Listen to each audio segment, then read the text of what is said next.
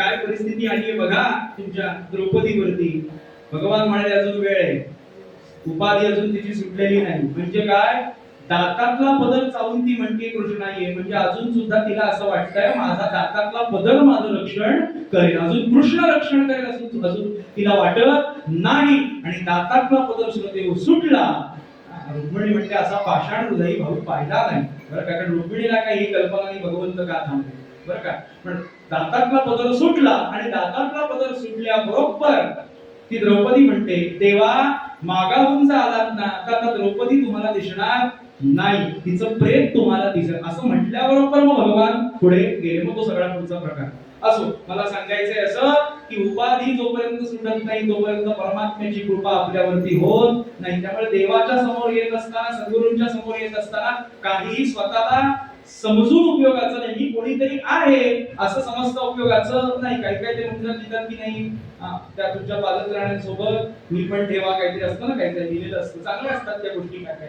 तर देवासमोर येत असताना तो असणारा अहंकार जो आहे आपला, बघा एक गंमत सांगतो मी आपल्याला. मारुतीरायांचं कायम एक असणारं व्यक्तिमत्व हे आपल्या समोर सगळ्यांनी ठेवा. का, मारुतीची 2 रूप आहेत समर्थांनी स्थापन केली. म्हणजे मारुतीचे प्रकार 11 आहेत, 11 स्थापन केलेत तसे, पण प्रकार 2 मारुतीचे.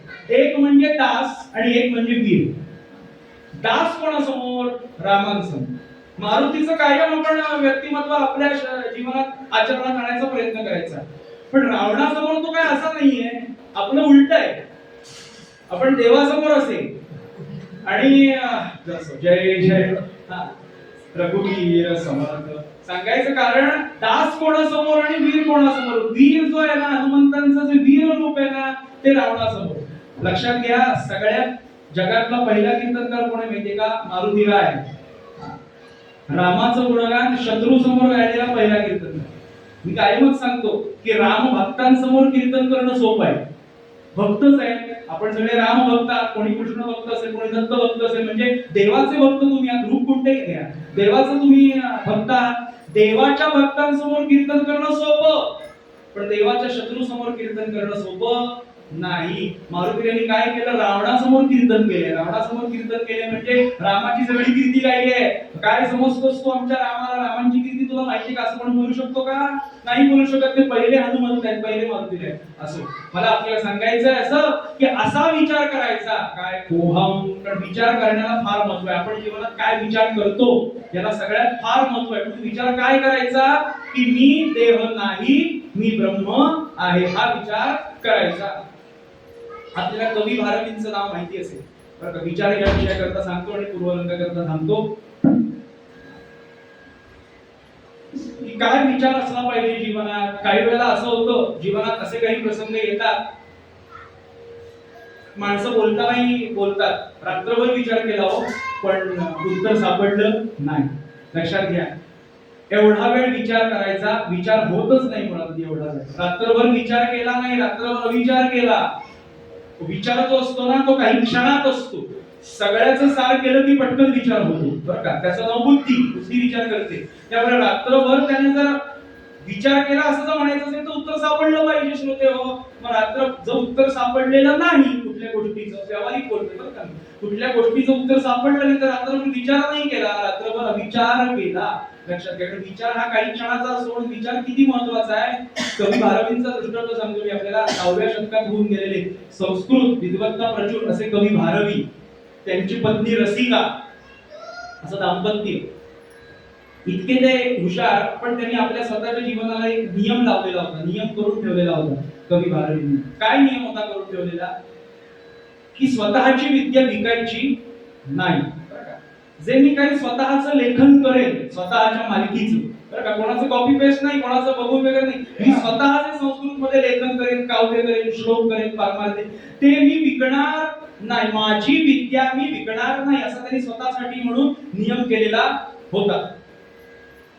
झालं असं, भरपूर पाऊस पडला, त्यानंतर दुष्काळ पडला, सगळं काही झालं, सगळं घरातलं वाहून गेलं. अगदी ताटं, भांड्या, वाट्या, चमच्यांपासून सगळं वाहून गेलं.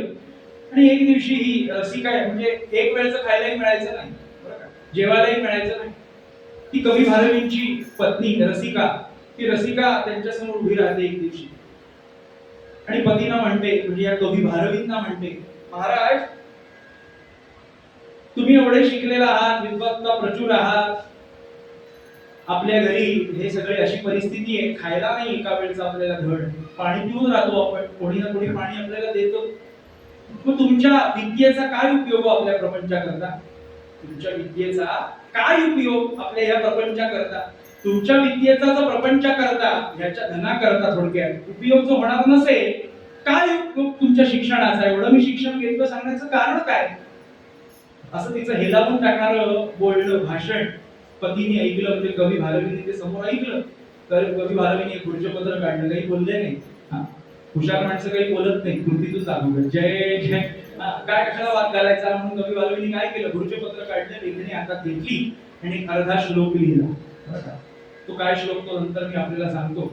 अर्धा श्लोक लिहिला आणि अर्धा श्लोक तिच्या जवळ दिला आणि सांगितलं त्या रसिकेला की जिथे बाजारपेठेत गर्दी जिथे कमी असते तिथं जा, त्या दुकानाच्या समोर जा. गर्दी कुठे, कुठल्या दुकानाच्या समोर कमी असते? सोन्याच्या, ज्वेलर्सच्या, सराफाच्या, त्याच्या बाहेर उभी राहा आणि फक्त एवढंच सांग की मी कवी भारवींची पत्नी आहे, कवी भारवींची मी पत्नी आहे आणि हा जो असणारा अर्धा श्लोक जो आहे कवी भारवींचा, तुम्ही विकण्याकरता आणलेला आहे, एवढंच फक्त सांग, बस बाकी काही बोलू नकोस. त्याप्रमाणे तो अर्धा श्लोक घेतला. त्या रसिकेनं आली, सोन्याच्या दुकानाच्या बाहेर उभी राहिली आणि बोलली, एवढंच फक्त वाक्य बोलली, पतीने सांगितल्याप्रमाणे, कवी भारवींनी सांगितल्याप्रमाणे की मी कवी भारवींची पत्नी आहे, कवी भारवींनी लिहिलेला अर्धा श्लोक मी विकण्याकरता आणलाय. इतकी गर्दी झाली, श्रोते हो, बोली लागली. 50,000, 1,00,000, 1,50,000, 2,00,000, 2,50,000, 3,00,000 आणि जवळपास एका महान अशा व्यापारानं, उद्योगपतीनं कोट्यावधी रुपयाला तो अर्धा श्लोक, बर का, पूर्ण नाही, अर्धा श्लोक विकत घेतला. यांची श्रीमंती, यांची सगळी असणारी दरिद्रता सगळी गेली, गरिबी गेली. हे नंतर मी आपल्याला पुढचं सांगतो. त्या श्लोकाचं आणि त्या व्यापाराचं काय झालं पुढे हे सगळ्यात महत्त्वाचे. ज्या व्यापारानं हा अर्धा श्लोक घेतलाय, काय केलं त्याने? तो अर्धा श्लोक घेतला आणि मोठा त्याचा राजवाडा होता. त्या राजवाड्याच्या त्याच्या असणाऱ्या शयन कक्षामध्ये, त्याच्या खोलीत स्वतःच्या, त्याचं लग्न झालेलं आहे, त्यामुळे जसं आपण लॅमिनेट करतो एखादी गोष्ट, बरं का, त्याप्रमाणे त्याने काचेच्या असा लॅमिनेट केला, काचेत लावला तो, बरं का, अशी काच वरती आणि काचेत तो, म्हणजे काही होणार नाही त्याला. बरेच वर्ष तो कागद तसाचा तसा राहील, ते पत्र तसंच तसं राहील आणि येता जाता श्लोक बघण्यात येईल आणि वाचून वाचून तो अर्धा श्लोक पाठ होईल, बरं का. कारण तो पाठही झालेलाच होता त्याचा, असं रोज येणं जाणं, बरं का, खोलीत यायचं जायचं, जेव्हा तो येणार आहे जाणार आहे तेव्हा तो श्लोक वाचला जाणार आहे. पण तो व्यापारी होता, त्यामुळे काही कायम तो काही घरात असणार नाही, काही व्यवसायाच्या निमित्तानं कधीतरी तो परगावी जाणार.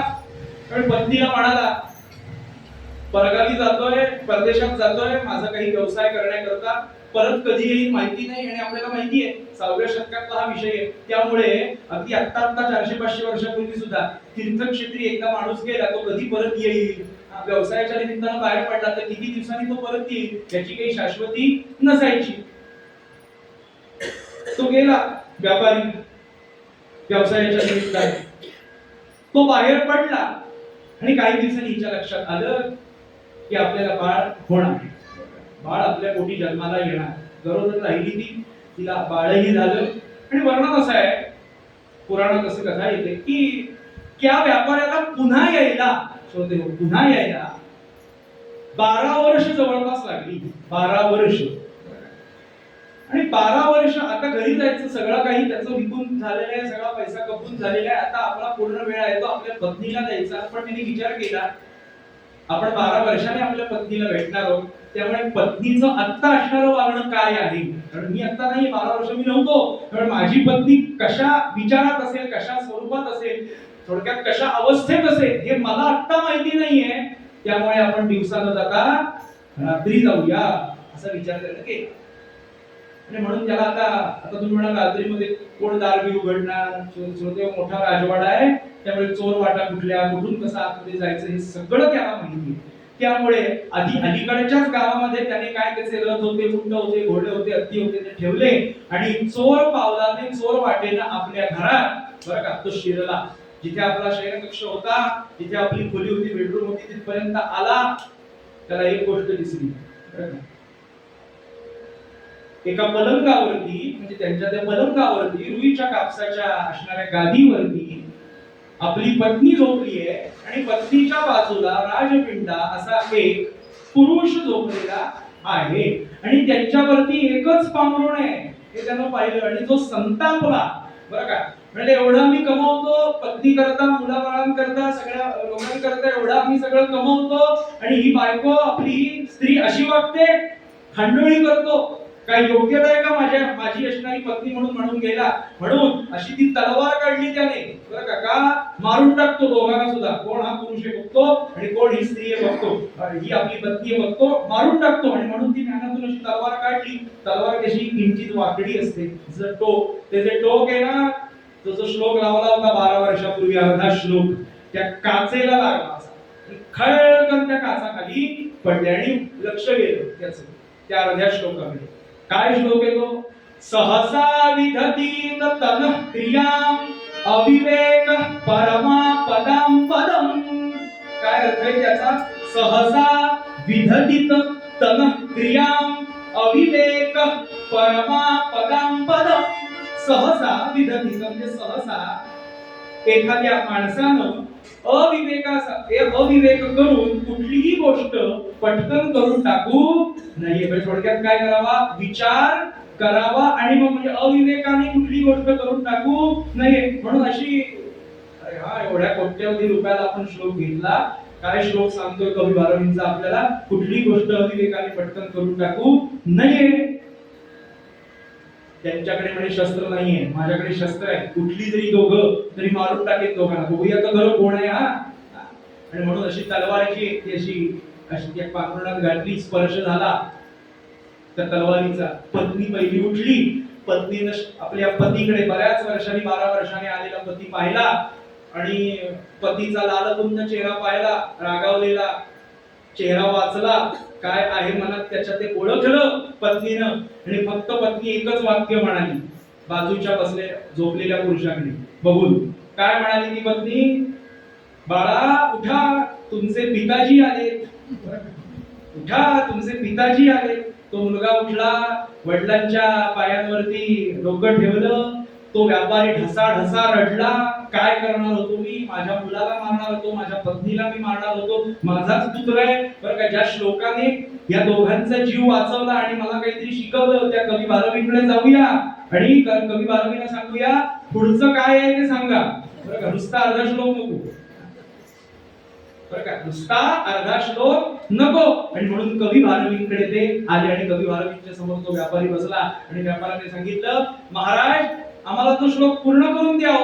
तुम्ही अर्धा श्लोक दिला होता, तो विकला होता, मग पूर्ण करून द्या. कवी भारवीने एक गोष्ट सांगतो. काय? सहसा विधतीत तनः क्रियाम अविवेक पदमा परम परम. बरं का, वृणुते हि मृषकारिणं गुणलुब्धा स्वयमेव संपदा. जय जय रघुवीर समर्थ.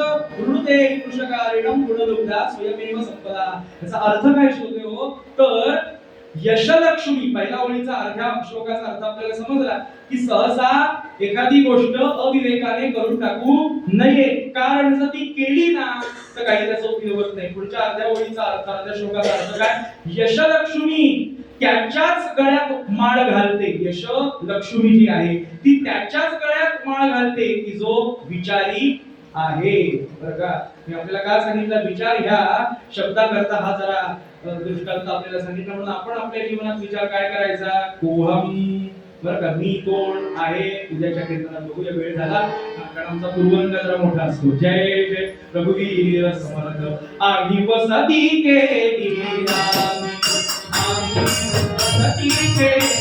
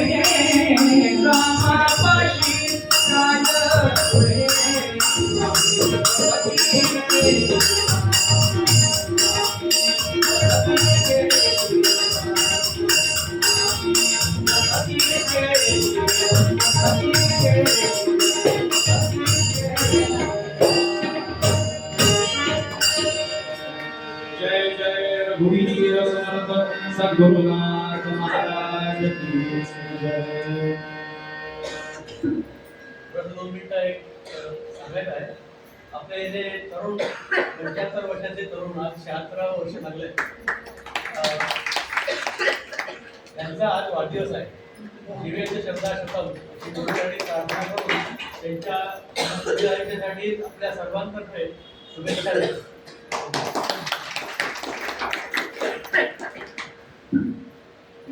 त्यांच्या असणाऱ्या वादनाकरता किंवा त्यांच्या असणाऱ्या कलेला जो आज प्रासादिकपणा आहे बरं का, तो याचं कारण काय तर जो इथं फोटो लावलाय ज्याला माहिती आहे भगवान श्रीधर स्वामी महाराज यांच्या मांडीवरती बसण्याचा त्यांना योग आलेला होता लहानपणी मुंज बरं का. त्यामुळे जो प्रासादिकपणा गुरु विना ब्रह्मनान्य, त्यामुळे गुरु कृपेशिवाय प्रासादिकपणा येत नाही. आज आपण असे अनेक मोठे मोठे गायक पाहतो बरं का, त्यांची मैफिल असते बरं का, छान गातात, काही त्यांच्याकडे विद्वत्तेची काही कमतरता नाही, पण भक्तीचा ओलावा त्यांच्या संगीतात नसतो का. गुरु कृपा नसते, प्रासादिकपणा नसतो. जोपर्यंत गुरुकृपा नाही, परमार्थी कृपा नाही, तोपर्यंत तुमच्या असणाऱ्या विद्वत्तेला काही अर्थ नाही. स्पष्ट आहे, पण ते खरं आहे, ते खरं आहे. असो, त्या पद्धतीनं आपण नातूकाका करता प्रार्थना करूया. या असणाऱ्या त्यांच्या कलेचा जो आनंद आहे जसा आपल्याला आता मिळतोय बरं का, त्याप्रमाणे कायम अशी अनेक वर्ष आपल्याला त्यांचा असणारा संग आणि त्यांच्या असणाऱ्या कलेचा आनंद मिळो अशी आपण प्रभू रामचंद्रांच्या चरणी प्रार्थना करूया आणि आख्याना करता प्रारंभ करूया.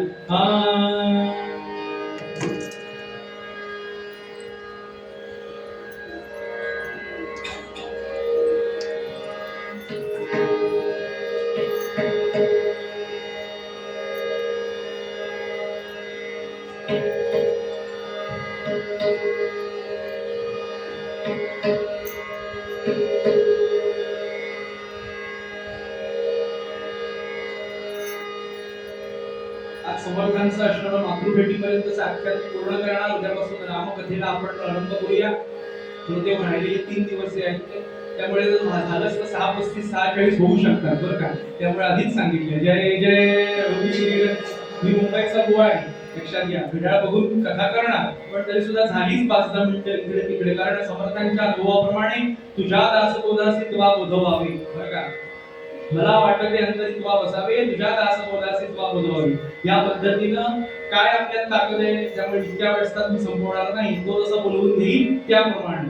पण असो, पाहुण्याच्या वर जाणार नाही नक्की. जय जय रघुवीर समर्थ. सगळ्यांनी ताळ बसायचं, नाम देऊया आणि छान पुढे आपल्याला पाहूया. रघुपती राघव राजा सीताराम बोला. रघुपती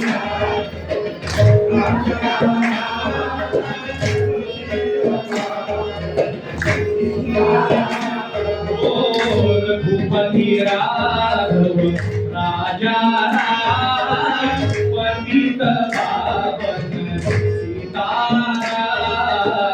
रघुपती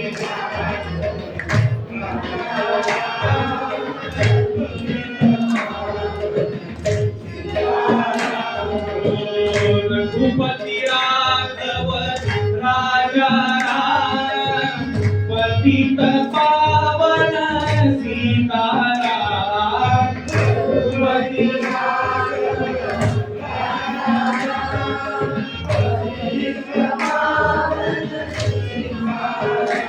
ओ रघुपति राघव राजा राम पतित पावन सीताराम रघुपति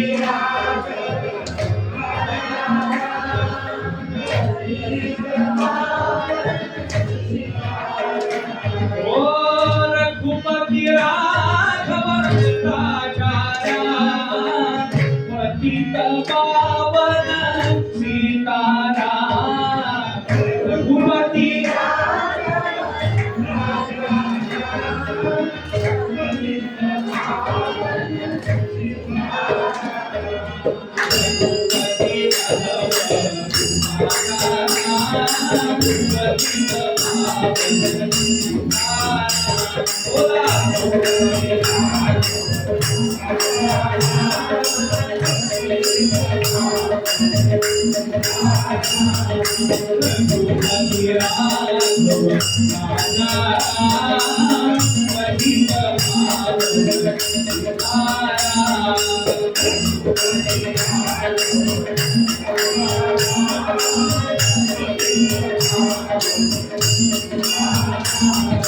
रघुपति राघव राजा राम सीता पावन सीताराम बोला रघुपति राघव राजा राम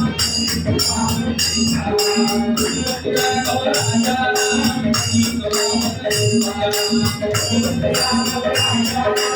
सीता पावन सीताराम रघुपति राघव राजा राम सीता पावन सीताराम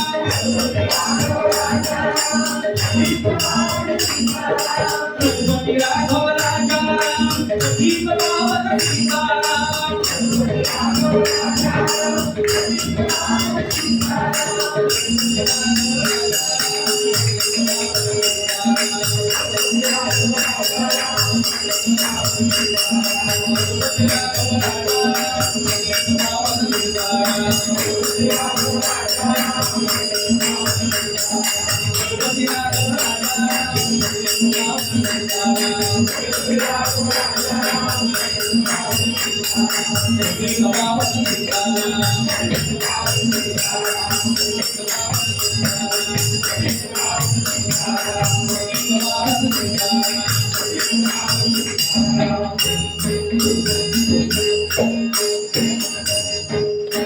राजाधिराज श्री प्रभु रामचंद्र महाराज की जय। कुंडलिक वरदा हरि विठ्ठल श्री ज्ञानदेव तुकाराम पंढरीनाथ महाराज की। अवधूत चिंतन श्री गुरुदेव दत्त भगवान गोपाल कृष्ण महाराज की जय। समर्थ सद्गुरु श्री ब्रह्म चैतन्य स्वामी महाराज की जय। समर्थ सद्गुरु श्री काणी महाराज की जय। जय जय रघुवीर समर्थ प्रसन्न साई। हा मातृभक्त बहु ज्ञानी हा मातृभक्त बहु ज्ञानी हा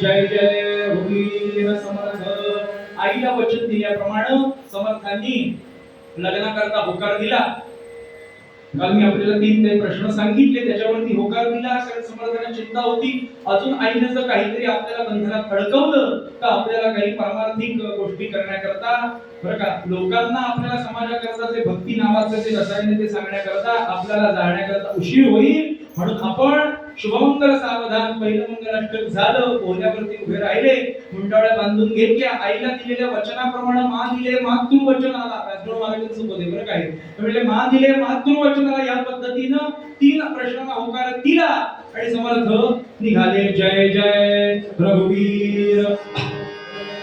त्या मुलीचा असणाऱ्या विवाह, समर्थांसोबतच्या मुलीचा विवाह होणार होता. श्रेष्ठ गंगाधर पंतांनी काय केलं तर ती श्रेष्ठेची कन्या विजयवला असते तरी अंबळच्या कुलकर्णी नावाच्या मुलाशी त्या मुलीचा विवाह झाला आणि समर्थचे लग्न मंडपातून निघाले, पळाले नाही. बरं का, पळेल कोण? जो चोर आहे तो. हे समर्थ निघाले, फक्त जाण्याची जी गती आहे ती जलद आहे, त्यामुळे असं वाटतं पळाले नाही, निघाले.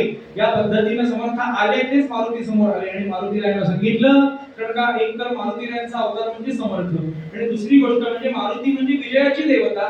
मारुती जिथे आहे तिथे विजय. महाभारतामध्ये अर्जुनाच्या ध्वजाचंच नाव कपिध्वज. गोपाळकृष्णांनी सांगितलं होतं मारुतीला, मारुती इकडे तिकडे फिरू नकोस, इकडचे तिकडचे पक्ष बोलवतील, नको, इथेच राहा, आमच्याकडेच राहा. कारण तू जिथे आहेस तिथं, म्हणून अर्जुन, बरं का, एक छान आता आला विषय म्हणून सांगतो त्या महाभारताचा, त्या मारुतीच्या विजयाच्या विषयातून. बरं का, चिपळूणला एक प्रवचनकार आहे धनंजय बुवा चितळी, स्वामी महाराजांचा मठ ते बघतात तिथून, स्वामी समर्थ अक्कलकोट. बरं का, तिथे एक मठ आहे चिपळूणला. तर त्यांनी एक वाक्य सांगितलं, बोलता बोलता आमची चर्चा झाली तेव्हा त्यांनी एक वाक्य सांगितलं आणि छान असं ते उपदेशात्मक वाक्य आहे, तुम्हाला आवडेल. ते म्हणाले, पांडवांपेक्षा कौरव हुशार. बरं का, पांडवांपेक्षा कौरवांची बुद्धी, युद्ध, सगळी त्याची नीती ही कौरवांची जास्त प्रमाणात. बरं का, कौरव हुशार. कौरवांनी ठरवल्याप्रमाणे जर सगळं व्यवस्थित ते जिंकणार होते, कौरवच पुढे राज्यावरती बसणार होते, पांडव सगळे संपले असते, सगळं कौरवांचं बरोबर. पण कौरवांची एक चूक झाली, एक चूक. काय? त्या बाजूला भगवान गोपाल कृष्ण हे ते विसरले. एकच वाक्य त्यांचं सांगितलं, बाकी सगळं त्यांचं बरोबर झालं, कौरवांचं एक विसरले फक्त. ते काय विसरले की त्या बाजूला भगवान गोपाल कृष्ण आहे. एक गोष्ट त्यांच्या लक्षात आली असती तर ते शरण गेले असते. त्यांच्या ही एक गोष्ट लक्षात न आल्यामुळे, बरं का, पुढचं जे होतं ते शेवटी धर्माच्या पाठीमागे भगवान राहतो, उभा राहतो. त्याप्रमाणे पांडवांचा विजय निश्चित असो. सांगण्याचा मुद्दा असा आहे की असे मारुतीराय विजयाची देवता आहे, त्यामुळे मारुतीरायांना समर्थांनी प्रार्थना केली की माझ्या पुढच्या असणाऱ्या पारमार्थिक वाटचाली करता, बरं का, मी तुझ्या चरणांशी आलोय, मला विजय दे. या पद्धतीने मारुतीरायांचं दर्शन घेतलं आणि ते आले मग समर्थ थेट. असं वर्णन आहे की 8-9 दिवस त्यांना लागले जांभेमधून नाशिकला यायला. पंचवटीला आले, काळरामाच्या मंदिरात आले आणि रामाच्या समोर आले आणि रामासमोर ढसाढसा रडले, कारण जिथं माझा आता उद्धार व्हायचा आहे, कायम आयुष्याचा पूर्णपणानं पारमार्थिक उद्धार जिथं व्हायचा आहे, ते रामराय हे घनश्याम राम लावण्य रूपी, महाधीर गंभीर पूर्ण प्रतापी, करी संकटी सेवकांचा कुणावा, प्रभाते मनी रामचिंतित जावा. जय जय रघुवीर समर्थ. अशा पद्धतीने रामरायाला चरणांशी मिठी मारली, काळरामाच्या त्या मंदिरात आले आणि श्रोते हो, त्यांनी नाशिकचं आणि काळारामाचं, त्र्यंबकेश्वर, एकूण सगळ्या परिस्थितीचं निरीक्षण केलं. वय काय समर्थांचं? 12 वर्षाचे, बरं का, फक्त. आणि एक निरीक्षण केलं. काय निरीक्षण केलं? गर्दी भरपूर आहे रोजची. अहो, आजच किती असते त्र्यंबकेश्वरला? नारायण नागबळी, त्रिपिंडी, श्राद्ध, अमुक तमुक काय असेल 350-450 वर्षापूर्वी. तेव्हा अजून समाज चांगला, त्यामुळे अजून गर्दी. त्यामुळे एकांत मिळणार नाही आपल्याला तपश्चर्या करण्याकरता. त्यामुळे तपश्चर्येसाठी एकांत. रमाकांत एकांत काळी भलावा, एकांतातच तपश्चर्या, बरं का. त्यामुळे एकांत पाहिजे. त्यामुळे कुठे एकांतासाठी जागा मिळेल म्हणून बघितलं. काळारामाच्या मंदिरापासून म्हणजे या पंचवटी साधारण या भागापासून एक 8 ते 9 कोसावर अंतरावर असणारं टाकळी नावाचं एक क्षेत्र आहे. तिथे एक गुहा पाहिली समर्थांनी, बरं का. आणि या गुहेमध्ये गुहेचं निरीक्षण केलं आणि विचार केला की या गुहेमध्ये कोणीतरी तपस्वी तप करून गेलेला आहे, गुह्याच्या रचना पाहिल्या, तिथली असणारी परिस्थिती पाहिली, बरं का. अहो साधारण जेव्हा जागा विकत घेतो ना माणूस, सेकंड हँड असेल काय असेल किंवा भाड्याची काय असेल त्या पद्धतीने रेंटवर आधी कोणी राहून गेलेलं असेल ना त्याप्रमाणे त्या जागेचा सुगंध असतो, लक्षात घ्या. म्हणजे काय आध्यात्मिक होतं का नाही वातावरण तिथं असा. त्यामुळे ही गुहा कोणीतरी तपश्चर्या करून गेलेला आहे आणि म्हणून टाकळी हे क्षेत्र त्या तपश्चर्येसाठी प्राप्त झालं. कशी होती दिनचर्या समर्थांची? वयाच्या 12व्या वर्षीपासून ते वयाच्या 24व्या वर्षीपर्यंत बरोबर 12 वर्ष ही जी पुढची तपश्चर्या एक तप झालेलं आहे, बरं का, बालपणाचं लहानपणाचं. पण आता पुढची जी 12 वर्ष आहेत म्हणजे पुढचं जे तप आहे ते कशाप्रमाणे समर्थांचं गेलंय, दिनचर्या अशीच होती त्यांची पूर्ण 12 वर्ष. कशी? पहाटे 3-3:30 ला दिवस समर्थांचा सुरू व्हायचा, 3-3:30 ला उठले, 4 ते 6 2 तास, पहिलं काय असेल तुमचं करून घेतलं की 2 तास 1200 सूर्यनमस्कार. ते सूर्यनमस्काराचे प्रकार दाखवतात त्यांनी सांगितले, चक्री सूर्यनमस्कार, दंड सूर्यनमस्कार, बरं का, 1200 सूर्यनमस्कार. गायत्रीचं पुरश्चरण गोदावरी नदीमध्ये उभं राहून 13 कोटी राम नाम जपाचा संकल्प, बरं का. विषय आला तर 13 कोटी राम नाम जपाचा बहुतेक येणार नाही, पण जर आला शेवटच्या दिवशी प्रयत्न करतो हा विषय सांगायचा. 13 कोटी राम नाम जप म्हणजे काय? हा मुद्दा संख्येशी आहे की जपाशी आहे, बरं का. कारण खूप गैरसमज आहे की 13 कोटी राम नाम जप 5-5, 6-6, 8-8, 10-10 वेळा करतात पण रामाची कृपा होत नाही. मग 13 कोटी संख्या आहे, समर्थाला अर्थ काय? समर्थांच्या 13 कोटी रामनाम जपाचा अर्थ काय आहे असो तो मी सांगेन आपल्याला. असा 13 कोटी रामनाम जपाचा संकल्प समर्थांनी केला. साधारणतः स्नान आंधिक झालं की 8-8:30 वाजता भिक्षा मागण्याकरता फिरायचं भागामध्ये. रोज 5 घरं भिक्षा मागायची, ठरलेलं 5च घर, आणि तीनदा म्हणायचं प्रत्येकाच्या घराच्या समोर जाऊन, ओम भवती भिक्षां देहि, ओम भवती भिक्षां देहि, ओम भवती भिक्षां. 3 वेळा म्हणायचं.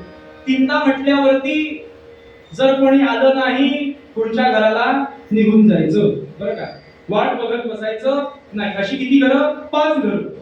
आता समजा एखाद्याला प्रश्न पडेल या 5 घरांमध्ये 2 घरांनी दिलं नाही, बरं का, 2 घरांनी दिलं नाही, 3 घरांनी दिलं, तर मग ज्याने दिलं नाही, ज्या घराने दिलं नाही ते घर 5 मध्ये मोजायचं का? की देणाऱ्यांची फक्त 5 घरं मोजायची? काय ते ठरलं पाहिजे. अहो देणारे घेणारे सगळे 5 घरं भिक्षा 15 वेळा फक्त म्हणायचं ओम भवती भिक्षां देहि 5 घरात समोर 3 वेळेला 5-3-15 5 घरं झाली की भिक्षा थांबली. जे मिळेल त्याच्यावरती दिवस पूर्णपणानं काढायचा. आता असं होतं पूर्वी 5 बटूंना वाढल्याशिवाय, जेवायला वाढल्याशिवाय नियम होता माणसांचा जेवायचं नाही. त्यामुळे सुरुवातीला आधी कोणी धान्य बिन्य देत नव्हतं. लहान दिसतोय, कुठे शिजवेल, काय करेल, त्यामुळे पंचपक्वान्नांचं ताट मिळायचं.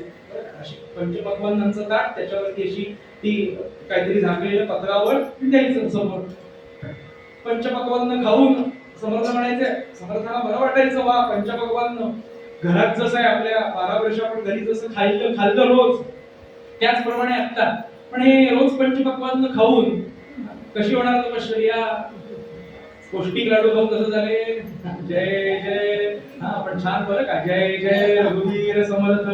समर्थांनी विचार केला तपश्चर्या करायची, साधना करायची, गोड गोड खाऊन चालणार नाही, बरं का, चालणार नाही. म्हणून त्यांनी काय केलं, पहिले 8-10 दिवस 15 दिवस गोड सगळं खाल्लं पंचपक्वान्न देतात कारण मान आहे ना दिलाय. पुढच्या दिवशीपासून गोदावरी नदीवर जायचं, गंगेवर जायचं आणि विष्णवे नमः, मधुसूदनाय नमः, त्रिविक्रमाय नमः, वामन 24 जशी नावं आहेत त्याप्रमाणे गणपती जसा आपण बुडवतो ना 3 वेळा, तसे 24 वेळेला ते जे अन्न आहे ते खालीवर करायचं. म्हणजे त्यातले आंबट, तुरट, खारट, गोड सगळे रस निघून गेले पाहिजेत. अर्थात जे मिळालेलं होतं ना अन्न त्याचा अगोदर रामाला नैवेद्य दाखवायचा. सगळ्याचे रस गेले की मग रामाला नैवेद्य नाही. ते रस कशा करता? स्वतः करता, रामायण करता नाही, बरं का. त्यामुळे जो उरलेला गोळा होता तो स्वतः आपण नंतर भिक्षा म्हणून, प्रसाद म्हणून खायचा. झालं 12-12:30 रामाला नैवेद्य दाखवून स्वतः त्याचं भोजन करून प्रसाद घेऊन दुपारी 1 ते 3 सुंदरकांड, युद्धकांड ह्याच्यावरती समर्थांचं लेखन उपलब्ध आहे. स्वतः लेखन करावं समर्थांनी. समर्थांचं सुद्धा एक रामायण उपलब्ध आहे, बरं का, सज्जनगणावरती. स्वतः रामायणाचं लेखन समर्थांनी केले दुपारी 1 ते 3 वेळा.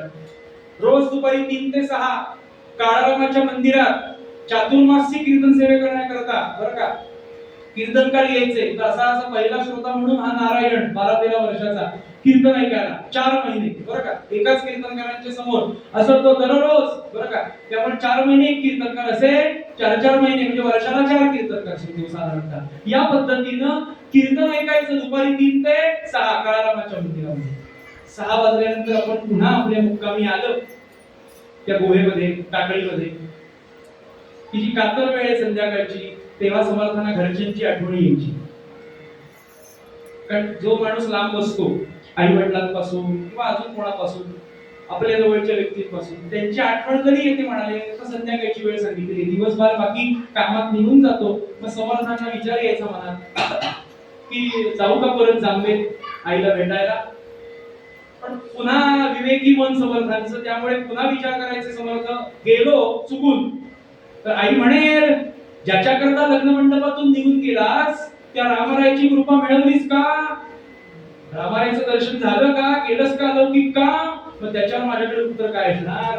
त्यामुळे नको नको नको जाऊया. आणि म्हणून देवाची सुचली आहेत समर्थांना ती म्हणजे करुणाष्टके बरं का. संध्याकाळच्या वेळेला जी रचली आहेत समर्थांनी ती अनुदिनी अनुतापे तापलो राम छान एक करुणाष्टके बरं का. सुख सुख म्हणता हे दुःख ठाकून आले भजन सगळ गेले चित्त दुश्चित्त झाले भ्रमित मन कळे ना हित ते आकळे ना परम कठीण देशी देव बुद्धी कळे. असो अशी ती करुणाष्ट अशी पूर्ण दिनचर्या किती वर्ष 12 वर्ष. 12 वर्षात 13 कोटी रामनाम जप पूर्ण झाला. रोजचे 1200 सूर्यनमस्कार गायत्रीचं पुरश्चरण 5 घर रोजची भिक्षा लेखन कीर्तन रोज कीर्तन. म्हणून समर्थांचा एक अभंगच आहे. समर्थ म्हणाले की मला जी पहिली 12 वर्ष आहेत ती मला माझ्या आईने सांभाळली आई. पण पुढची पूर्ण 12 वर्ष म्हणजे पूर्ण आयुष्य आता पुढचंच 12 वर्ष असं नाही पुढचं पूर्ण आयुष्य मला कुणी सांभाळलं. आई नव्हती माझ्याजवळ कुणी सांभाळलं. तर समर्थांचा हे अभंग या प्रकरणामध्ये की राम नाम कथा गंगा हरीची.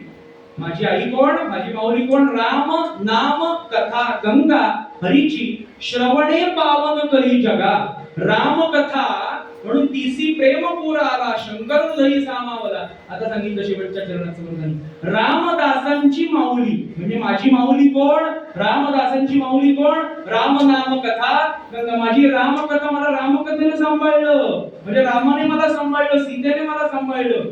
त्याच रामकथेला आपण उद्यापासून सुरुवात करणार आहोत लक्षात घ्या. म्हणजे आपण त्यातले काही प्रसंग 3 दिवसात काही आपल्याला माहिती आहे काय होणार. त्यामुळे जे काही महत्वाचे प्रसंग त्यातले जे आहेत न ऐकलेले असतील काय असेल अपरिचित ते सांगण्याचा प्रयत्न करेन. त्यामुळे अशी रामकथा जी त्या रामकथेने मला समर्थ म्हणाले मला सांभाळलं.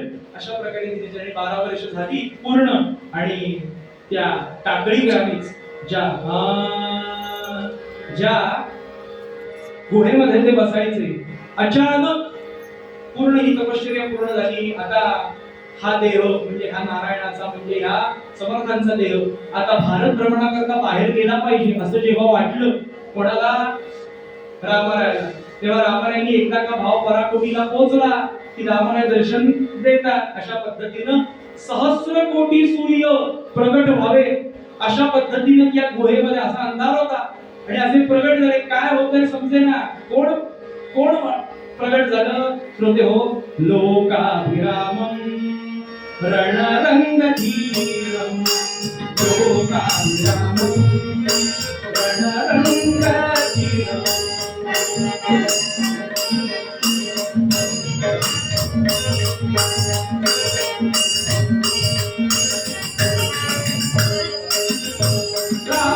राजीवनेत्रम रघुवंशनाथम राजीवनेत्रम रघुवंशनाथम लोकाभिरामम रणरंगधीरम लोकाभिरामम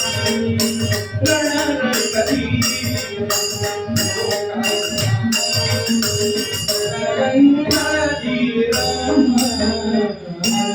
राजाधिराज श्री प्रभू रामचंद्र महाराज की. अशा रामरायांचं सगुण दर्शन आधी अनुग्रहाच्या वेळेला झालं होतं पण ते अज्ञानात होतं. हे झालंय कोण प्रगट माहित नाही. पण आता मात्र 12 वर्षाच्या तपश्चर्येनंतर आता जो मला दिसतोय ना तो मला ज्ञान झाल्यानंतर देवाचं दर्शन आणि अज्ञानात देवाचं दर्शन, बरं का, ह्याच्यामध्ये फार मोठा फरक आहे. आता ज्ञानप्राप्ती झाली आणि देवाचं दर्शन, अशा पद्धतीनं प्रभू रामचंद्रांनी समर्थांच्या, वय किती, 24 वर्ष, बरं का, समर्थांचं जेव्हा रामायणाचं दर्शन झालं, बरोबर प्रभू रामचंद्रांनी समर्थांच्या मस्तकावरती हात धरला आणि समर्थांना विचारलं काय पाहिजे. बरं का, समर्थांनी म्हणावं, एक बार मुख से कहो. समर्थ काय म्हणाले, एक बार मुख से कहो हा रामदास मेरो, तुम गरीब के नवाज मैं गरीब तेरो.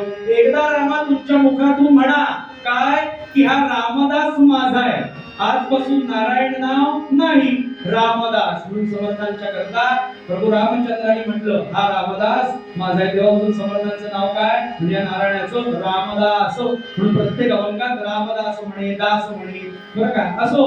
आणि म्हणून तू गरीब के नवाज मैं गरीब तेरो, तू गरीबांचा देव आहेस, त्यामुळे हा गरीब तुझा आहे, हा गरीब तुझा आहे असं म्हटलं. तू कोण आहेस, श्रीमंत आहेस, बरं का, लौकिक सुद्धा अलौकिक सुद्धा. त्यामुळे हा गरीब तुझा आहे म्हटल्यावरती मी पण श्रीमंत झालो, असा त्याचा अर्थ.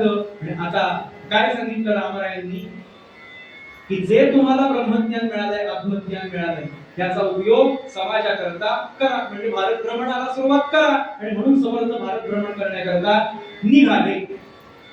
कुठे कुठे गेले, आम्हाला जेव्हा महिना महिना कीर्तन करायचं असतं, आमच्या गणेश मंदिरात डोंबिवली महिना कीर्तन करायचं, महिना एक महिना एकाच श्रोत्यांच्या समोर, बरं का. तेव्हा समर्थांचं चरित्र आम्ही सुरू केलं, तर सांगितलं समर्थांचं चरित्र सांगा, तर जवळपास 25 एक दिवस लागतात, बरं का. कुठे कुठे फिरले, काय केले, कोणावरती कृपा केली, सगळी बरीच चरित्र आहेत पुढे समर्थांची. पण आपल्याला वेळेचं बंधन आहे, बरं का, कथेच्या दिवसांचं बंधन आहे, त्यामुळे आपण ज्याप्रमाणे आपल्याला बघायचे त्याप्रमाणे बघूया. मुख्य विषय, समर्थ किती फिरलाय फक्त एका वाक्यात सांगतो, 1029 गावं फिरले.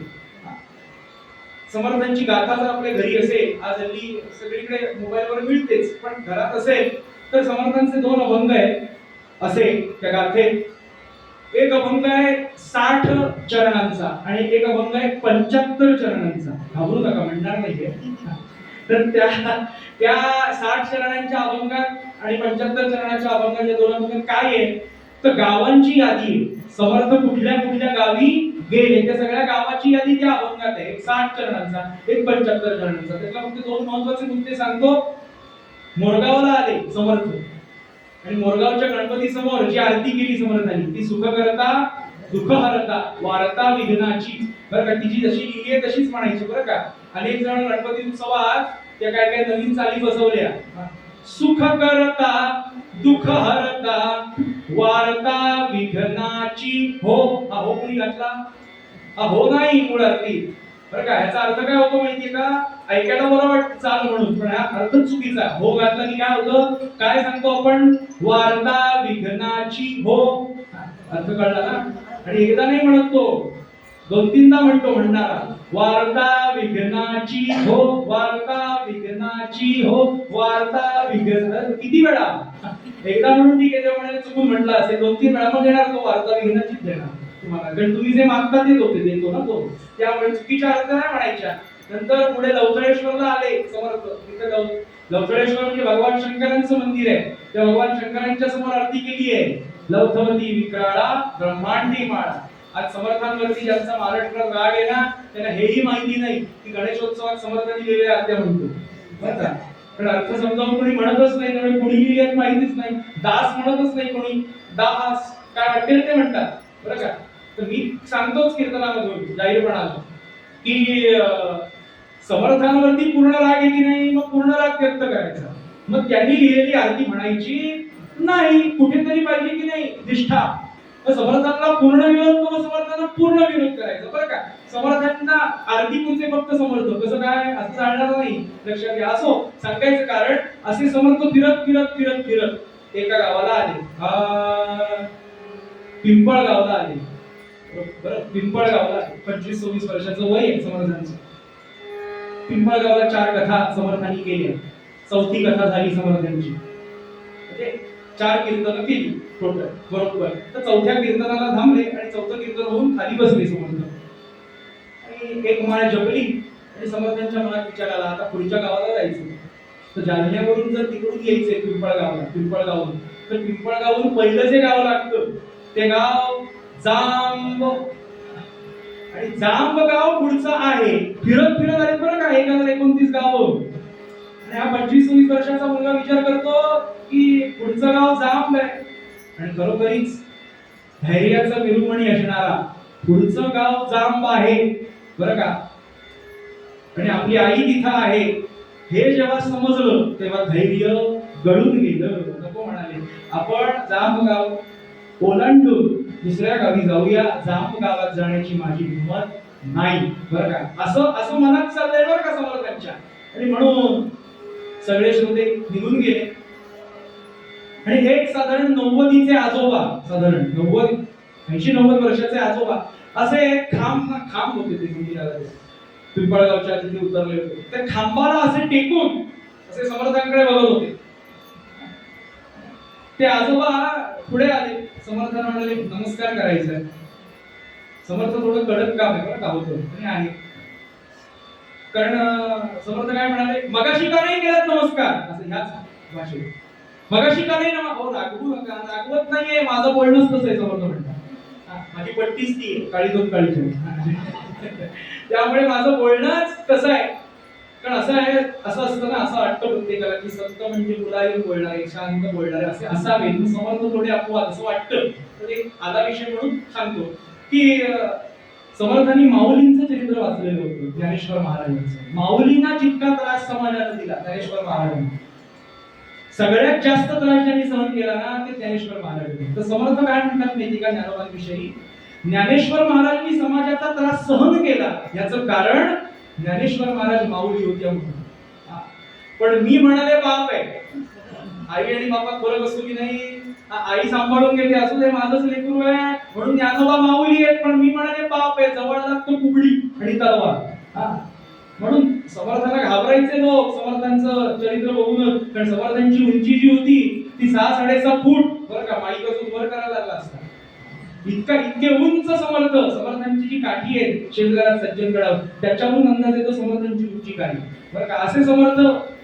त्यामुळे समर्थांना तो 90चे आजोबा म्हणतात एक प्रश्न विचारायचा होता. मगाशी का नाही विचारला.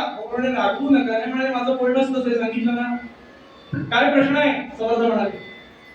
ते आजोबा सांगतात साधारण 12-13 वर्षापूर्वी जांबगावचे कुलकर्णी पण सांभाळणारे सूर्याजी पंत ठोसर यांचा 12 वर्षाचा मुलगा नारायण तो लग्न मंडपातून निघून गेला. त्यांचा चेहरा आणि तुमचा चेहरा सारखाच वाटतोय. तेच तुम्ही नाही ना. आता आली का पंचायत. खोटं कसं बोलायचं. समर्थांचा आता पूर्ण आवाज जो आहे समर्थांचा ते एकदम उतरला. समर्थ म्हणाले होय मीच तो. मग आपलं जन्मगाव टाळून पुढे जावं असं वाटतंय. तुमच्या जांब गावात जन्मगावी कोण आहे माहितीये का तुम्हाला. मातृदैवता दर्शनासी जाता. तुमची आई डोळ्यांच्या खाचा झाल्या. तुम्ही निघून गेल्याबरोबर लग्न मंडपातून तुम्ही निघून गेल्याबरोबर जेवढ्या तिनं आरोळ्या ढोकल्या नारायण नारायण नारायण नारायण आणि त्याची असणारी एक सुरकुती असं पूर्ण सुरकुत्यांचं जाळं हे तिच्या अंगावरती आलेलं आहे बरं का. त्या कुणीत काही आता फारसं राहिलेलं नाही. पण अजूनही तिला विश्वास आहे कधी ना कधीतरी नारायण येईल आणि माझ्याशी भेट घेईल. कीर्तनात तर तुम्ही छान गोष्टी सांगता. समर्थांना म्हणतात ते आजोबा कीर्तनात तर तुम्ही गोष्टी सांगता जननी जन्मभूमीश्च स्वर्गादपि गरी असी. आणि लोकांना ही कथा सांगून रडवता. लोकांच्या डोळ्यातून पाणी काढता. आणि स्वतः मात्र जन्मगावी जायची वेळ आली आईला भेटण्याची वेळ आली की जन्मगाव टाळून जाता. समर्थ मनात म्हणतात मी काही बोलूनच नाही प्रगट पद्धतीने. हे सगळं मनात माझ्या होतं. तुम्हाला कसं कळलं ते काही विचारू नका. आम्हाला सगळ्यांची ओळख असते. कोण तुम्ही ते काही विचारू नका. पण जन्मगाव टाळून जावं असं वाटत होतं ना. काही करू नका. जन्मगावी जा. आणि म्हणून समर्थांच्या डोळ्यातून गळगळ अशी जरा वाहिल्या. आणि म्हणून समर्थांनी त्या 90चे जे आजोबा होते त्यांच्या चरणावर असं डोकं ठेवणार. इतक्यात ते आजोबा कुठे नाहीसे झाले. काही कळेना, अदृश्य झाले. समर्थ विचार करता माझ्या अंतरीचं गुह्य जाणणारा, सगळ्या जगाला ओळखणारा, विश्वाला ओळखणारा, बरं का, माझ्या राघोबाशिवाय दुसरा तिसरा कोणी नाही. माझ्या रामाने येऊनच मला आज्ञा केली आहे की जन्मगावी तुझ्या, मला वाटत होतं जाऊ नये म्हणून, भीती म्हणून, पण नको, जा आणि आईची भेट घे. आणि म्हणून रामा रामा रामा रामा रघुनंदना, रामा रघुनंदना, रामा रामा रामा रामा रघुनंदना, रामा रामा रामा रामा रघुनंदना, रामा रघुनंदना, रामा रामा रामा रामा. असं करत करत करत आले, जांब गावाला आले. आता पूर्वीची माणसं कीर्तनाला जी जायची ना, ती आधीच्या गावावरून पुढच्या गावात, पुढच्या गावातून मागच्या गावात असे जायची, बरं का. अशा पद्धतीनं आले जामगावला. असो, मी संपूर्ण माझ्याच वेळ, जय, काही चिंता करू नका. त्या पद्धतीनं जय जय रघुवीर समर्थ, अशा पद्धतीनं समर्थांच्या मनात आलं होतं. समर्थ म्हणतात की आता आलोय, ते जावं आणि आईला भेट घ्यावी आईची आणि सांगावं, आई मी आलोय, असं जावं आणि सांगावं. पण समर्थांनी विचार केला. काय विचार केला? समर्थ मनात म्हणतात 12 वर्ष उलटून गेली, त्यामुळे आपला ठाण ठिकाण अस्तित्व पत्ता घरच्यांना नाही. आणि शास्त्र सांगतं 12 वर्ष एखादी व्यक्ती घर सोडून गेली आणि त्याचा पत्ताचा आपल्याला नसेल, बरं का, तर तो पिंडदानासाठी पात्र झाला, लक्षात घे. त्यामुळे त्याचं श्राद्ध करण्याकरता आपण श्राद्धाला पात्र झालो, पिंडदानाला पात्र झालो. पण अशी जर भेट घ्यायची असेल तर तीर्थक्षेत्री, मंदिरात, बरं का, किंवा कोणीतरी मध्यस्थ म्हणून जर भेट घडवून आणली तर ह्या पद्धतीने आपण भेट घेऊया. म्हणून आता गावातले लोक येतीलच विचारायला, बुवा कीर्तन करता का म्हणून. आता गावातले लोक काही मला ओळखत नाहीये, बरं का, मी कोण आहे तो. पण 13-14 वर्षापूर्वी मी होतो इथं, तेव्हा लक्षात होता चेहरा, आता माझा लक्षात नसेल चेहरा. त्यामुळे त्या पद्धतीनं गावातले सगळे लोक आले. कोणीतरी महाराज आले आपल्या मंदिरात मारुतीच्या, त्यामुळे कीर्तन करता का, आणि विचारलं करणार का कीर्तन. हो म्हणाले, कीर्तन करणार. पण म्हणले कीर्तनाची दवंडी फिरवू नका, प्रत्येकाच्या घरात जाऊन सांगा की असे असे महाराज आले, त्यांचं कीर्तन आहे, बरं का. कारण का दवंडी कोणी ऐकेल नाही ऐकेल. समर्थांच्या मनात असा विचार, आपल्याही घरी निरोप जाईल आणि आपल्या घरचे सगळे कीर्तन ऐकायला येतील, बरं का. आणि म्हणून डहाळ्यांचा मांडव उभा राहिला, छान अशा काढवाया कोपऱ्यात उभ्या राहिल्या आणि मारुतीच्या मंदिरामध्ये रामाची आरती झाली आणि समर्थांचं 7-7:30 वाजता संध्याकाळी कीर्तन सुरू झालं. मंगलाचरण केलं समर्थांनी. सजयति सिंदूरवदनो देवो यत्पाद पंकज स्मरणं वासरमणिरिव तमसां राशिन्नाशयति गणानां. रामा हो जय रामा, जय रामा, रामा हो जय रामा, जय रामा, रामा हो जय रामा. समर्थांच्या कीर्तनाचं वैशिष्ट्य असं होतं की अंतरीचा असणारा नाम जो होता ना, अंतरीचा नाम जो होता ना, तो समोर येऊन प्रगट होत असे. त्यामुळे आज मात्र समर्थांचे डोळे मिळेना. समर्थांचा अंतरीचा नाम तो समोर येईना.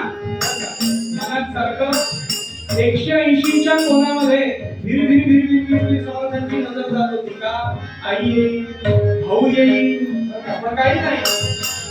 पतीच पावना पूर्ण कामा, पतीच पावना पूर्ण कामा, पूर्ण कामा.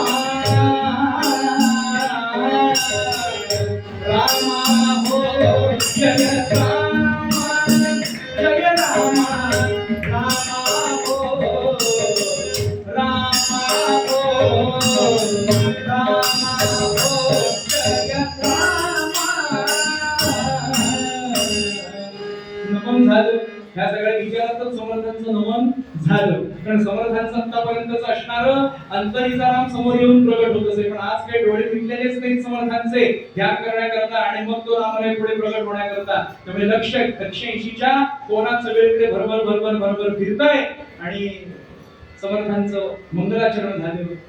आवाहनाचं पद झालं, गजल झाला, नंतर निरूपणाचं जे पद असतं ते झालं. बरं का, ते कोणतं घेतलं होतं निरूपणाचं पद? तोड भवाची गाड बंधने, तोड भवाची गाड बंधने, तोड भवाची गाड बंधने, तोड भवाची गाड बंधने, तोड भवाची गाड गोड कीर्तने, गोड मनाचा, गोड कीर्तने, गोड मनाचा, गोड कीर्तने. समोरात विचार करताय, अजून कसे बरं आले नाही? घरी जो गेला असेल ना नीट, म्हणून चिंतेची जागा समोरात आता करूनही घेतली. अकारणच गळा दाटून यायला लागला आणि डोळ्यात पाणी व्हायला लागलं. मोड मनाचा,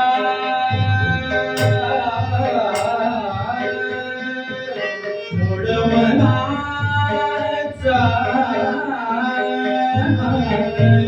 मोड मनाचा. आणि इतक्या वेळामध्ये सगळीकडे बघताय, पाठीमागे द्रुपदी उभा होता, त्याला सांगितलं, खूण केली समर्थाने की गायला सुरुवात कर म्हणून. आणि इतक्या अवसरात समर्थ सगळीकडे लक्ष देत आहे आणि समर्थ लक्ष सगळीकडे. आणि एका मंडपातून, त्या सभा मंडपातून, मुख्य द्वारातून 3 व्यक्ती येताना समर्थांनी पाहिले. एका बाजूला एक पुरुष आहे, दुसऱ्या बाजूला एक स्त्री आहे आणि दोघांनी जिचं बंगोट धरलंय ती मध्ये वृद्ध आहे. असं समोर आले, बाजूच्या ऐकणाऱ्या गंगाधर पंतांना झटकन ओळखलं, माझा भाऊच आहे. पण दाखवलं नाही काही, मनात चाललंय बरं काय सगळं. समाजाला कळतं उपयोगाचं नाही, मनात काय चाललंय. तिकडच्या पार्वती देवीनाही चटकन ओळखलं, श्रेष्ठांची पत्नी. पण मध्ये कोण आहे तिची ओळख पटेल. 12-13 वर्ष ओळखून गेलेली जेव्हा निघालो होतो मी, पण मुलं उशिरा झाली, त्यामुळे वृद्धापकाळ लवकर आहे. लक्षात घ्या, त्या 13-14 वर्ष ओळखून गेले, त्यामुळे मध्ये असणाऱ्या वृद्धीची ओळख पटत नव्हती. माझी आई एवढी थकण्यासारखी नाही, समर्थ मनात म्हणतात. कोण आहे, कोण बरं असेल? बारकाईनं पाहिलं, बारकाईनं पाहिलं आणि डुगडुगणाऱ्या त्या मानेमध्ये, खासा झालेल्या डोळ्यांमध्ये, सुरकुत्या पडलेल्या शरीरावरती समर्थांना स्वतःचं मातृदैवत दिसलं. आणि याचा असणारा कंठ जो आहे तो अवरुद्ध झाला आणि लोकांना असं वाटलं की बुवांचा भक्तिरस जागृत झाला की काय. पण श्रोते हो, भक्तिरसच होता, फक्त तो मातृभक्तिरस होता, एवढंच नाही.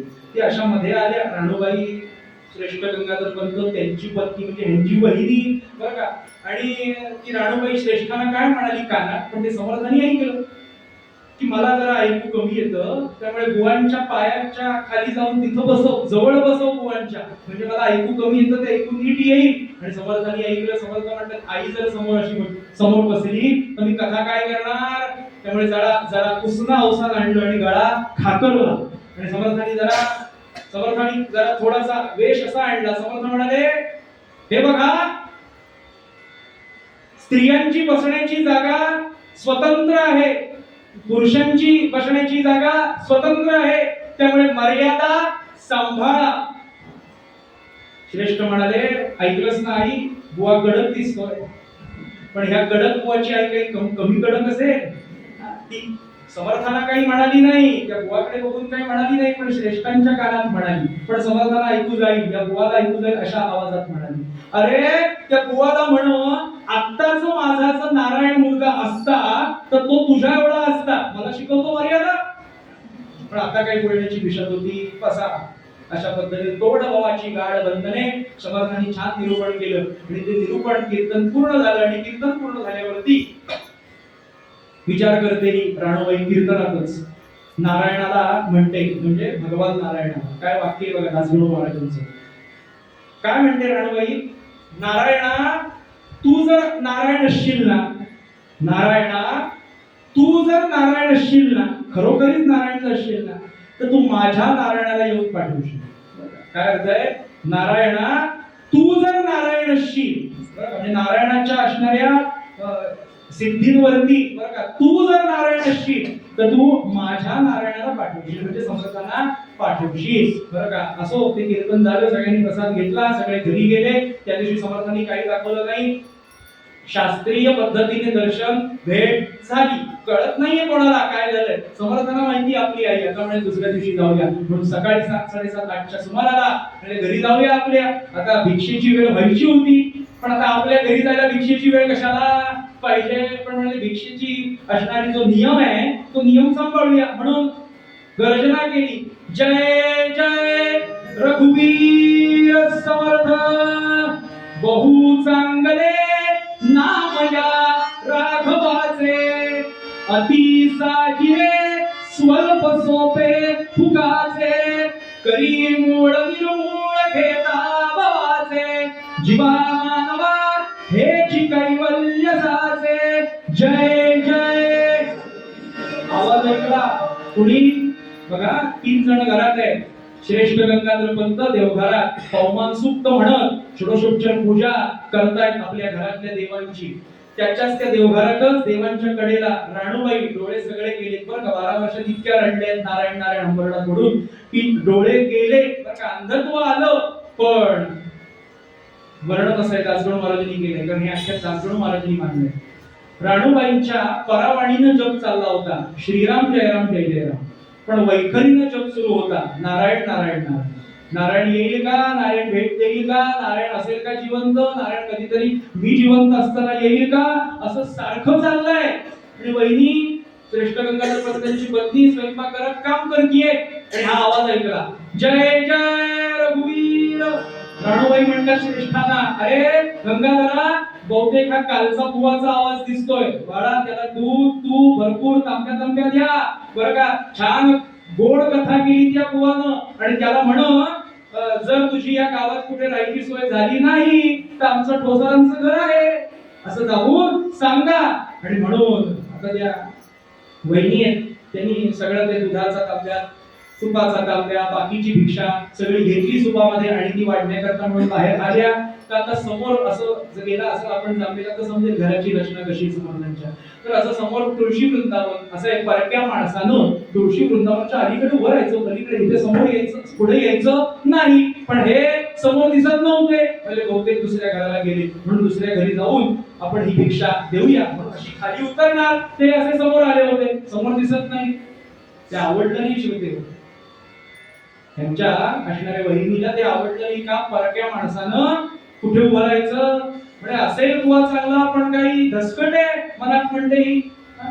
पण समर्थ मात्र अशा हसण्या, ओळखलं का ओळखले का वहिनी मजदा, ओळखले का वहिनी मजदा, ओळखले का वहिनी मजदा, ओळखले का वहिनी. ओळखलं का वहिनी मला, का अजून तिला राग आला त्या वहिनीवर का मला वहिनी म्हणावं ते आमच्या नारायण भाऊजी. ह्याला काय गरज आहे वहिनी बिनी म्हणायची, म्हणून अजून राग आला. कठोर आहे तो काळ देवाचा, सांभाळणारा आहे सगळा, कोणी कोणाला काही म्हणायचं नाही पूर्वी. त्यामुळे पण समर्थ मात्र असून विचारतात ओळखले का वहिनी. समर्थ म्हणतात की जरूर ठेवा, समर्थ म्हणतात की तुम्ही आज जा आणि तुमच्या पतीला विचारा, श्रेष्ठांना विचारा आणि तुमच्या सासूला विचारा की कालचा बुवा मला वहिनी म्हणतोय, कोण बरं असेल. म्हणजे वहिनींचा आणि समर्थांचा ओळखले का वहिनी हा चाललेला जो संवाद होता तो आज असणाऱ्या गंगाधर पंतांनी ऐकला आणि हरिपूजा तैसी टाकली बरं का. ती पूजा तशीच टाकली बरं का. ते नंतर आपण करू. आणि धावत धावत धावत पुढे आले आणि ती उडी मारली बरं का. आपलं गळ्यातले यज्ञोपवीत काढलं आणि यज्ञोपवीताने गाळून घेतलं. आलाय तो कोण आहे, माझाच भाऊ आहे ना. आणि समजलं हा माझाच भाऊ आहे धाकटा नारायण. आणि कडकडून त्या नारायणाला मिठी श्रेष्ठ गंगाधर पंतांनी मारली. नारायणाचा हात धरला बरं का. वर्णन असं आहे सज्जनगडाच्या बकरीमध्ये की दोघांचंही बोलण्याचं काम दोघांचे डोळे करत होते. नारायण रडत होते बरं का, ते समर्थ रडत होते आणि श्रेष्ठ स्वतः रडत होते. श्रेष्ठ इतके रडले की समर्थांच्या अंगावरची कफनी ओली चिंब भिजली बरं का, आणि समर्थांच्या डोळ्यातून इतकं गळगळ अश्रुधारा वाहिल्या की श्रेष्ठ गंगाधर पंतांच्या अंगावरची शाल ओली चिंब भिजली बरं का. दोघांनाही सावध केलं वहिनी साहेबांनी, आणि जे नीलश्रेष्ठांनी पकडून त्या नारायण, एक वर्णन असं आहे, एक हात नारायणाचा आणि दुसरा हात समर्थांचा. बरं, एकच ते, फक्त एक हात मुलगा म्हणून नारायण आपला भाऊ, आणि एक हात आलाय तो कोण, समर्थ बनून आलाय बरं का, रामारायांची कृपा प्राप्त करून आलेला संत आहे आता माझा भाऊ, इतका आनंद. दुसरा हात समर्थांचा, आणि आईच्या चरणांवरतीच आणलं बरं का. पण आईला दिसत नव्हतं, सांगितलं मी नारायण आहे, तुझा मुलगा आहे बरं का. पण आई म्हणते नाही मला आता दिसत नाही ना काही, म्हणून श्रेष्ठाने असं केलं असणार की कोणीतरी आणायचं समोर आणि सांगायचं मीच नारायण आहे, मला काही दिसत नाही म्हणून.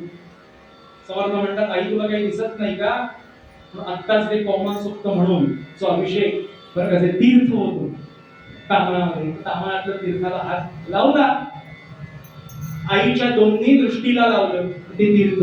वर्णन असं आहे, क्षणार्धात दृष्टी आली आईला आणि पाहिलं किती मोठा झालास नारायणा, कोण तुला जेवायला घालत होतो गेल्या 13-14 वर्ष. तेव्हा समर्थ म्हणतात राम नाम कथा गंगा, मला स्वतः सीतामाईनं जेवायला वाढलं, अजून काय पाहिजे बरं का. रामरायांनी मला जेवायला वाढलं, हा जो देह आहे बरं का तो रामरायांनी माझा घडवला, आणि म्हणून आता म्हणाले मला सोडून जाणार नाहीस ना, मला माहिती तुझं कार्य देशासाठी आहे, धर्मासाठी आहे बरं का, लोकांच्या उद्धारासाठी आहे. समर्थ म्हणजे तू सांगत नाही तोपर्यंत मी जाणार नाही. म्हणून किती दिवस राहिले समर्थ जांभे, तर वर्णन असं आहे त्या 6 महिन्यात कुठेही बाकी दौरा काढला नाही समर्थांनी. 6 महिने आपल्या आईजवळ थांबले आणि आईने सांगितलं माझ्या अंतसमयाला मात्र ये. म्हणून समर्थ जेव्हा हैदराबादला सारंगपूरला जिथे कीर्तन करत होते तेव्हा कल्याण स्वामींची भेट झालेली होती. तेव्हा कल्याण त्यांचा शिष्य होता, तेव्हा समजलं समर्थांना कीर्तन करताना की आपल्या आईला देह ठेवायचा जांभे. त्यामुळे आपलं असणारी झान जी आपल्या हातातली झान ती कल्याणाच्या हातात दिली. कल्याणा सांगितलं उरलेलं कीर्तन तू कर, माझ्या आईचं सगळं उत्तर करून येतो. म्हणून समर्थ हैदराबादच्या सारंगपूरवरून मनोजव सिद्धीने बरं का काही क्षणात जांभेला आले आणि आईचं पुढचं असणारं कार्य केलं. असो अशी असणारी आई त्या पुढच्या 6 महिन्यात आईकडून जेव्हा राहिले होते समर्थ जांभेमध्ये, तेव्हा राणूबाईंकडून समर्थ कशा करता दिले डोळे, कशा करता दिले. समर्थाने जसं स्वतःला रामप्रभूंचं दर्शन झालं ना, तसंच रामप्रभूंचं दर्शन आपल्या आईला करून दिलं पुढच्या 6 महिन्यामध्ये. तिच्याकडून तपश्चर्या करून घेतली, म्हणजे मुलगा गुरु झाला आईचा. लक्षात घ्या त्या पद्धतीनं त्या समर्थांच्या मातोश्रीला प्रश्न विचारला, का हो कृपा झाली. समर्थांनी गाथेत उत्तर दिलं, आम्ही वसती केली आम्ही वसती केली.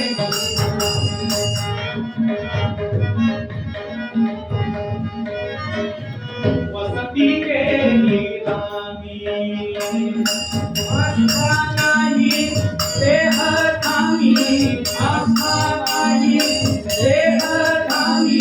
वसती केली आम्ही वसती केली आम्ही वसती केली. जय जय अद्वैत समर्थ. सगळ्यांनी हात जोडायचे, डोळे मिटून प्रार्थना करायची. सुखी सगळ्यांना देवदेवराया मागणे आमुचे तुझ्या पाया. देवशेत करी सदा हा विशाल, तरी मागू ते आम्हाला मिळेल. नसो आमचा सोबती कोणी उपाशी, नसो आमचा सोबती कोणी अधाशी. नसो कपड्यांची कुणाला हिवाण, मिळो सर्वांना पुरेसे मकान. दिवा बत्तीला कधी न पडो खंड, आयुला भो वरदन्याला. एकदा देवा देवा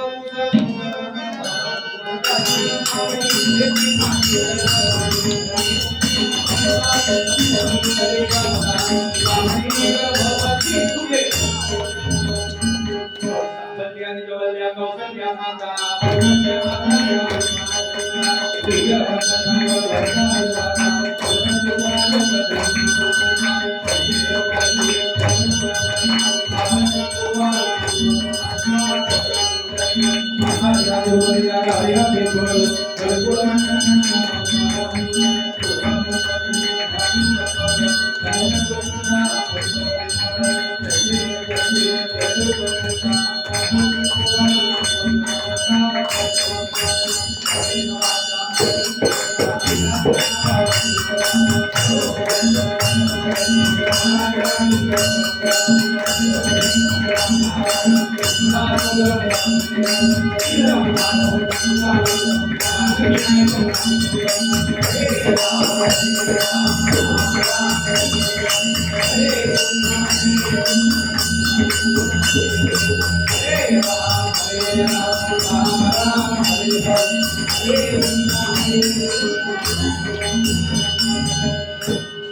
सर्वदा योग तुझा करावा, तुझे कारणी देव माझा करावा.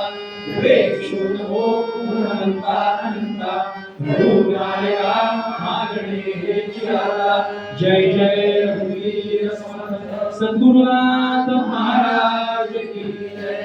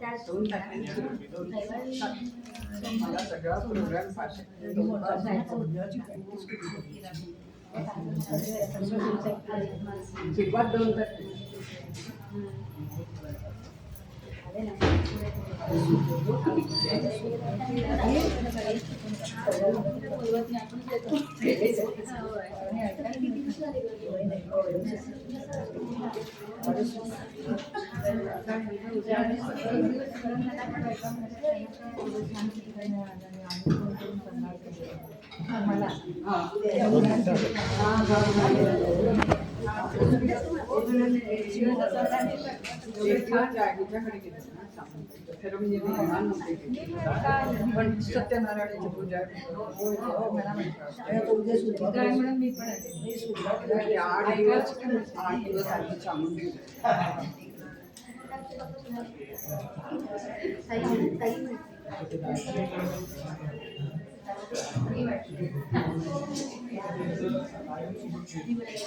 बंद केली.